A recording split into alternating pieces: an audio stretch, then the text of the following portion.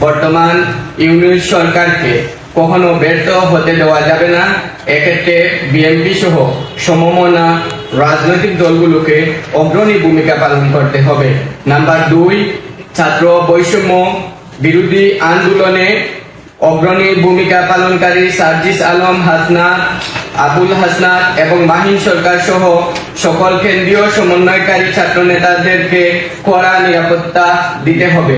কারণ বর্তমানে ভারতের পশ্চিমবঙ্গের বিধানসভার বিরোধী দলীয় নেতা শুভেন্দু অধিকারী সমন্বয়কের বিরুদ্ধে কথা বলেছেন। আমাদের আশঙ্কা হচ্ছে ভারতের গোয়েন্দা সংস্থা আমাদের ছাত্র নেতাদের হত্যা করতে পারে। তাছাড়া কানাডা, পাকিস্তান সহ বিভিন্ন দেশে বিভিন্ন ভারত বিরোধী নেতাদের তাদের গোয়েন্দা সংস্থা হত্যা করেছে। এছাড়াও আমাদের দেশের সাবেক বিএনপির যুগ্ম মহাসচিব সালাউদ্দিন আহমেদকে গুম করে ভারতের মেঘালয় রাজ্যে ফেলে দেওয়া হয়। অপরদিকে বিএনপি নেতা ইলিয়াস আলী গুম ও আবরার ফাহাদকে হত্যার সঙ্গে সংশ্লিষ্টতা রয়েছে বলে ধারণা করা হয়। তাই জাতীয় স্বার্থে অবশ্যই ছাত্র নেতাদের নিরাপত্তা নিশ্চিত করতে হবে। ইসকনের ব্যাপারে সরকারকে সবসময় সজাগ দৃষ্টি রাখতে হবে এবং তাদের সব নেতার ব্যাংক অ্যাকাউন্ট জব্দ করতে হবে এবং তাদেরকে ধাপে ধাপে নিষিদ্ধ করতে হবে এবং ভারতের কোন ইসকন নেতা বাংলাদেশে প্রবেশে নিষেধাজ্ঞা আরোপ করতে হবে।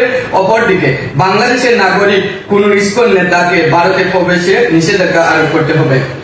নাম্বার 10, চিন্ময় কৃষ্ণ দাস ব্রহ্মচারী গ্রেপ্তার নিয়ে ভারত বহির্বিশ্বে বাংলাদেশের সংখ্যালঘু নির্যাতনের কথা বললে পাল্টা ভারতের সংখ্যালঘু নির্যাতনের সম্প্রদায়ের উপর নির্যাতনের কথা যেন তুলে ধরা হয়।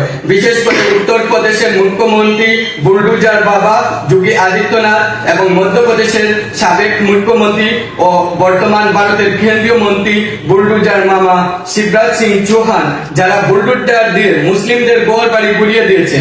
এছাড়াও আসামের মুখ্যমন্ত্রী হিমন্ত শর্মা এনআরসি দিয়ে বাঙালি মুসলিমদের নাগরিক অধিকার কেড়ে নিয়েছে এবং অসংখ্য মুসলিমদের ঘর বাড়ি মসজিদ মাদ্রাসা গুড়িয়ে দিয়েছে এবং মণিপুর রাজ্যের সংখ্যালঘু খ্রিস্টান কুকিদের ঘর বাড়ি গুড়িয়ে দেওয়া হচ্ছে এবং অসংখ্য মানুষকে হত্যা করা হচ্ছে, যা কোন সৈকদেশে কল্পনা করা যায় না। তাই এই বিষয়গুলো তুলে ধরতে হবে।